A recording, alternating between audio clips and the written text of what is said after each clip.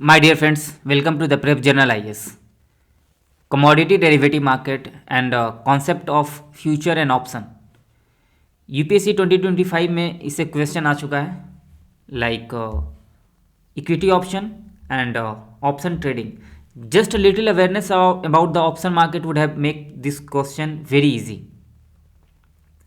And all the concept like equity option, equity derivative, currency option, currency swap, commodity derivative, commodity options, all are inter related. सारा एक basic concept से inter related है और एक basic concept समझते हैं अभी, और अपने आप को अभी कमोडिटी डेरिवेटिव से रेस्ट्रिक्ट करते हैं क्योंकि एक हिंदू में न्यूज़ है, बहुत इंपॉर्टेंट न्यूज़ है. सेबी ने एक पैनल सेटअप किया है, security exchange board of India, जो कि कैपिटल मार्केट का रेगुलेटरी बॉडी है. उसने एक पैनल सेटअप किया है to simplify the rules, simplify the rules related to commodity derivative market. Purpose क्या है कि इससे ज़्यादा से ज़्यादा अट्रैक्ट हो सके institutional investors like mutual funds, pension funds, foreign portfolio investors. Foreign portfolio investors are resident of the foreign country who invest in Indian market. Recently problems क्या है कि अभी का currently Indian commodity derivative market is under developed and dominated by the retail investor. Retail investor मतलब individual investors. अभी देखते हैं कि कमोडिटी डेरिवेटिव मार्केट होता क्या है. डेरिवेटिव मतलब डेराइव होना. किससे डेराइव होना? कमोडिटी से. अपने सिंपल लैंग्वेज में अगर इक्विटी होता तो इक्विटी से डेराइव होता, करेंसी होता तो करेंसी से डेराइव होता, करेंसी डेरिवेटिव, इक्विटी डेरिवेटिव. अभी तक अपने आप को रेस्ट्रिक्ट करते हैं कमोडिटी डेरिवेटिव मतलब कमोडिटी से डेराइव, उस पर बेस्ड. सिंपली एक कॉन्ट्रैक्ट होता है, एग्रीमेंट होता है किसी भी कमोडिटी को बाई या फिर सेल करने के लिए at a fixed price on a future date. Example के लिए अभी पेन है, पेन का करेंट प्राइस 5 है.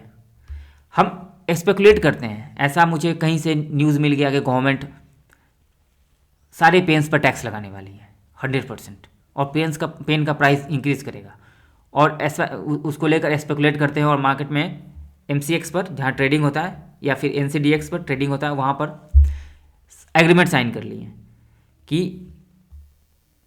3 month later I will buy at the rate of 6 rupees per pen. 1 lakh pen खरीदेंगे, 1 लाख पेन खरीदेंगे इस प्राइस पर 3 month लेटर. अगर मेरा स्पेकुलेशन सही जाता है, प्राइस इंक्रीज करता है, 7 हो जाता है, 8 हो जाता है, तो आई विल बी प्रॉफिटेड. अगर मेरा स्पेकुलेशन सही नहीं जाता है, 5 ही रह जाता है, 4 हो जाता है, लॉस हो जाएगा क्योंकि उस एग्रीमेंट को फुलफिल तो करना पड़ेगा. Now this market is regulated by the SEBI. Derivative market normally 4 types के होते हैं. इसका मतलब हुआ कॉन्ट्रैक्ट जो हुआ है वो कितने टाइप का कॉन्ट्रैक्ट, किस तरीके का कॉन्ट्रैक्ट कर सकते हैं, वो डिटरमाइन करता है कि किस टाइप का डेरिवेटिव होगा. फॉरवर्ड होता है, फ्यूचर होता है, ऑप्शन होता है, स्वैप होता है. नॉर्मली इंडिविजुअल जो ट्रेड होता है इंडिविजुअल मार्केट में, नॉर्मल जो 90% ट्रेड होता है वो फॉरवर्ड और फ्यूचर एंड ऑप्शन में होता है. फॉरवर्ड में एंड स्वैप में mainly large big institutional players या फिर गवर्नमेंट, सॉवरेन गवर्नमेंट ट्रेड करती है. लेकिन normal trade futures and option में होता है, इसलिए अभी आपको अपने आप को रिस्ट्रिक्ट करते हैं फ्यूचर्स एंड ऑप्शन को समझने में कि फ्यूचर कॉन्ट्रैक्ट क्या होता है एंड ऑप्शंस क्या होते हैं. तो ये पहले ही बात कर ली कि डिफरेंट टाइप्स ऑफ कॉन्ट्रैक्ट का क्या क्या कंडीशंस होंगे, और अलग टाइप का कॉन्ट्रैक्ट फॉरवर्ड है, किसी और टाइप का कॉन्ट्रैक्ट ऑप्शन है. बस कॉन्ट्रैक्ट का डिफरेंस है कि difference in contract different in the types of derivative. Forward contract क्या होता है? जस्ट इसमें याद रखना है कि मैंडेटरी होता है. जो हमने बात की थी कि 1 लाख में एग्रीमेंट किए 3 month लेटर बाई करने का, तो at the maturity time 3 month later I have to buy that. It is mandatory to fulfil the agreement. Contract का एग्रीमेंट को फुलफिल करना मैंडेटरी है. तो द सेम एग्जाम्पल कि एन एग्रीमेंट टू बाई और sell commodity at a fix price on a future date. एक और easy example से समझते हैं इसको, क्या फ्यूचर कॉन्ट्रैक्ट होता क्या है.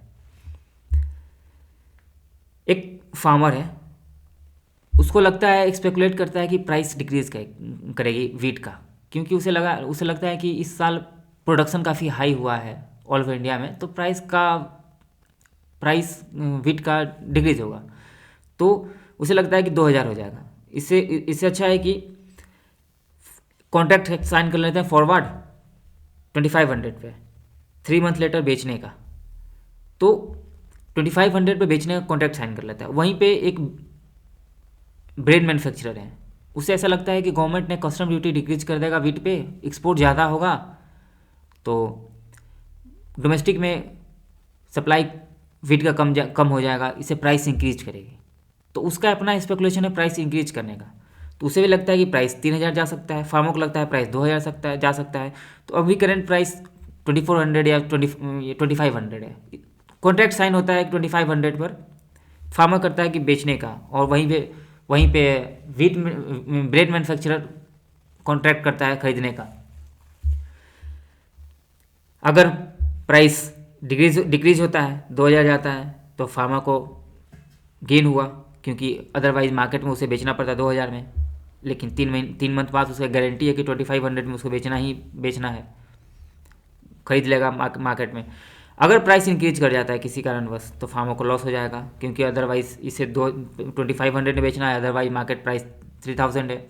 वहीं पे अगर ब्रेड मैन्युफैक्चरर है, वो भी एग्रीमेंट का साइन करता है 2500 में, अगर प्राइस इंक्रीज करता है तो गेन है ब्रेड मैन्युफैक्चरर के लिए, अदरवाइज इसको मार्केट में 3000 में खरीदना पड़ता, और यहाँ पे 2500 में खरीद रहा है। अगर डिक्रीज करता प्राइस, तो फिर लॉस होता है ब्रेड मैन्युफैक्चरर के लिए। तो this is to risk saving, इसको हेजिंग ही बोलते हैं, कि रिस्क सेव करने के लिए फार्मर ने अपना, कि उसको ऐसा लगा, उसको अपना स्पेकुलेशन था कि प्राइस डिक्रीज करेगा, तो अपने स्पेकुलेशन के कारण अपना रिस्क सेविंग करने के लिए, हेजिंग करने के लिए उसने कॉन्ट्रैक्ट साइन कर लिया। एक और एग्जांपल, जैसे गोल्ड का अभी करंट प्राइस 28 है, हमने कॉन्ट्रैक्ट साइन कर लिया 80,000 पर 10 ग्राम पर बाई करने का 3 मंथ लेटर अगर प्राइस बढ़ जाता है तो 80,000 में बाई करेंगे, गेन होगा। अगर प्राइस डिक्रीज हो जाता है तो लॉस हो जाएगा। तो ये बस फार्मर ही नहीं साइन करता, कोई भी किसी भी कमोडिटी को लेकर कॉन्ट्रैक्ट एग्रीमेंट साइन कर सकता है और अपने स्पेकुलेशन पे गेम खेल सकता है, loss gain, it's all about the game of speculation. जिसका स्पेकुलेशन सही गया, गेन पे आए, उसको गेन होगा। तो this is just about trading. अब ऑप्शन क्या होता है, इसके बारे में थोड़ा डिटेल समझते हैं। Option is very complicated and confusing, इसलिए ध्यान से सुनना है, एक बार और रिपीट करके। ऑप्शन में क्या होता है कि ऑप्शन का मतलब चॉइस कुछ भी हो सकता है, मेरा मन। टेक्निकल वर्ड है कि राइट विदाउट ऑब्लिगेशन। राइट मतलब सिंपली अधिकार, हमें अधिकार है किसी को थप्पड़ मारने का, अधिकार है, राइट है, बट मेरा मन है मारे ना मारे। तो सेम टाइप ऑफ ऑप्शन में अप्लाई होता है। क्या अप्लाई होता है? Gives the right not the obligation to buy और राइट और सेल। जैसे कॉल ऑप्शन होता है, एक पुट ऑप्शन होता है। कॉल ऑप्शन में राइट टू बाई मतलब बाई करने का अधिकार है, मे भी हम नहीं भी खरीद सकते हैं, मेरा मन, लेकिन अधिकार है कि मुझे बाई करने का। कॉल ऑप्शन में कैसे काम करता है इसे आगे देखेंगे, बट अधिकार है, राइट है मुझे बाई करने का। उसी तरह पुट ऑप्शन में राइट है मुझे सेल करने का, बट मेरा मन हम सेल करें या ना करें मुझ पर डिपेंड करता है, बट मुझे अधिकार है आप हमको सेल करने का और आप उसे खरीदोगे। ये एग्रीमेंट में इस टाइप का एग्रीमेंट है बस। तो कैसे ये काम करता है इसको देखते हैं। इसको, इस अधिकार को खरीदने के लिए, जैसे कॉल ऑप्शन और या पुट ऑप्शन, इस राइट को खरीदने के लिए हम इंश्योरेंस देना पड़ेगा। बस इंश्योरेंस मान लो 100 रुपया 200 रुपया, फिर गोल्ड का ज़्यादा कॉस्टली कमोडिटी है तो 5000 2000 3000 डिपेंड करता है कि क्या रिस्क एसोसिएटेड है। इंश्योरेंस पे करना होता है। एग्जाम्पल में जैसे वीट मैन्युफैक्चरर था, 2500 पर क्विंटल पे प्राइस टुडे है, उसने पुट ऑप्शन खरीदा। नॉर्मली तो फार्मर को बेचना ही है, तो put option right to sell option खरीदा उसने, अधिकार खरीदा। उसके लिए प्रीमियम 100 रुपया 200 रुपया जो भी है उसने दिया, स्मॉल प्रीमियम दिया, बस ये अधिकार खरीदने के लिए, बेचने का अधिकार, पुट ऑप्शन 2500 पर। प्राइस केस 1 में क्या, अगर फॉल करता है, प्राइस डिक्रीज करता है तो क्या करेगा? उसके पास राइट है 2 महीना बाद या जितने महीने का उसने एग्रीमेंट लिया था उतने मंथ के लेटर 2500 में उसे बेच देगा और वो अपने बच जाएगा लॉस होने से, protected from the loss. Just उसका प्रीमियम कुछ गया 100 रुपया और लॉस से बच गया क्योंकि 2500 पे वो बेच देगा। अगर प्राइस राइज करता है, अगर प्राइस राइज करता है, सॉरी 3000 हो जाता है, तो मार्केट में 3000 है, 3000 है, तो क्यों फिर वो बेचेगा 25 में? उसके पास अधिकार है, नहीं बेचेंगे मेरा मन, तो इग्नोर कर देगा ऑप्शन को और मार्केट में जाके बेचेगा, प्रॉफिट होगा।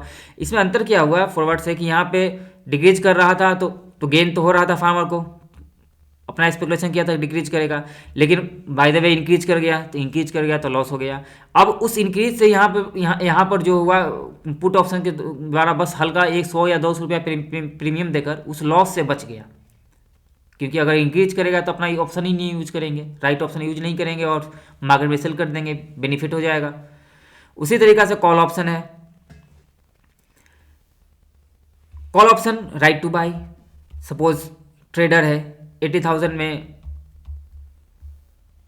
राइट टू बाई गोल्ड को खरीदने का कॉल करता है, खरीदता है, अधिकार करता है कि 2 मंथ लेटर हम 80,000 पर 10 ग्राम को गोल्ड को खरीदेंगे। से करेंटली प्राइस 78,000 पर ग्राम पर 10 ग्राम है।